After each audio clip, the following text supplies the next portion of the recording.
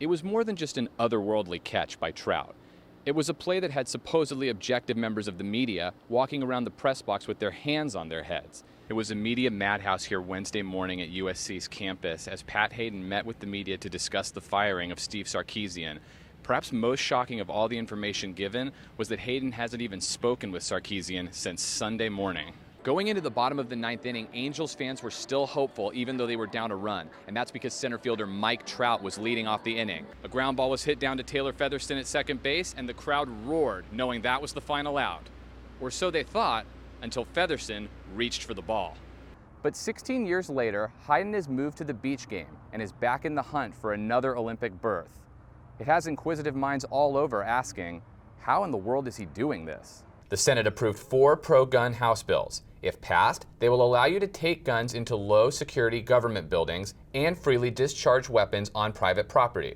Norte Vista running back Freddie Hawley says there's one reason above all others that he chose to join Arizona State's football team next season, and that's the family-like atmosphere that he felt around the Sun Devils. Anyone can recognize why an athlete tries to make it to the Olympics, but few can understand the price that must be paid to get there.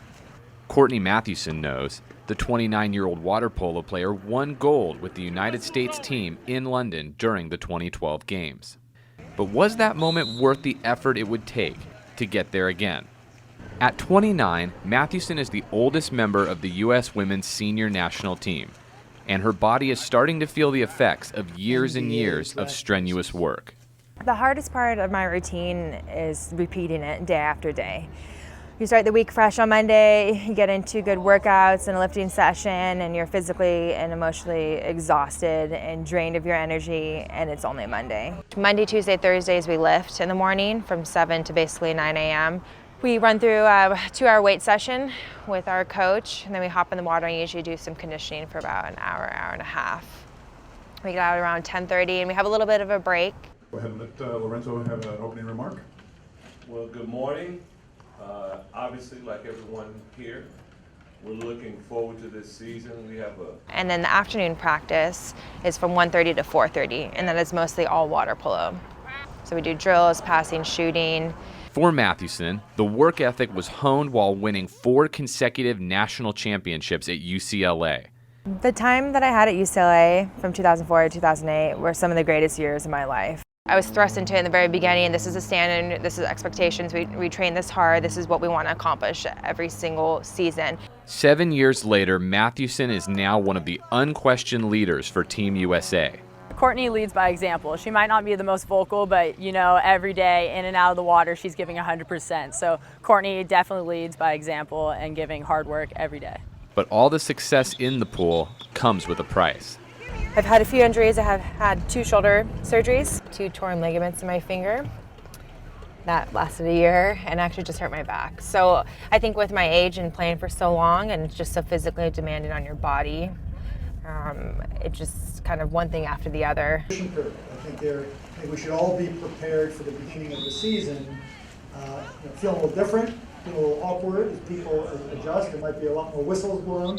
But despite the physical demands of the sport, Mathewson keeps coming back, continuing to push herself each and every day. But it's also a challenge. Can I get through this? Can I get better? Can I make my teammates better? And I think that's where the excitement lies. And despite the day-to-day focus it takes, Mathewson has an end goal in mind, being one of the select few to make a once-in-a-lifetime feeling happen twice. For me, I try and keep the end goal in mind.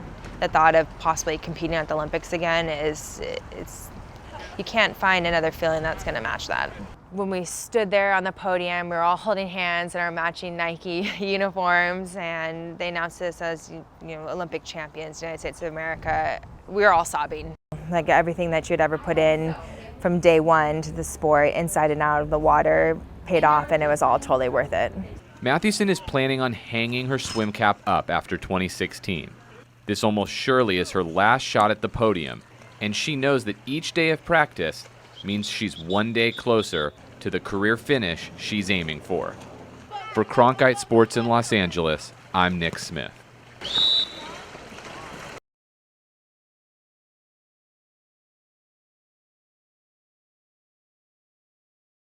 Picture the type of student that comes to your mind when you see the Crimson of Harvard. You may think of a genius whiz kid, a patrician Easterner, or a budding master of the universe. But a star football player? Meet Orange Lutheran senior quarterback L.J. Northington. Honestly, if you would ask me this when I was a freshman, I would think you're crazy. L.J. is a 2-year starter for the Lancers of Orange County. Although his stats on the field are impressive, the ones in the classroom are even more so. To truly understand L.J.'s college decision, you have to go back to when a different Northington was starring on the football field. His father, LaVance. He played at Oregon State and was a pretty good DB there. I think at one point he was like second. He was a second-ranked corner in the country. LaVance was a standout defensive back in both high school and college. He is well known in Oregon State lore for coming up with a blocked punt to seal the Beavers' huge upset of Washington during the 1985 season. But a serious knee injury brought a premature ending to LaVance's football journey. Today, it is LJ who is the star recruit. He's the kind of quarterback that can beat you in the air or on the ground. Very athletic. It's kind of the wave of the future with the multi-dimensional quarterback. Can run, can throw. I mean, his arm's incredible. His running capability is awesome. His moves, he jukes people on the field every single day and just makes them look horrible. Definitely an asset to have on this team.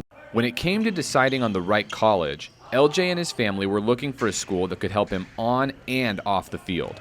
I was looking with my family for a school that developed good college quarterbacks, and Harvard obviously has a history of doing that, and also that gave me great academics, which is you're not going to find anything better than Harvard.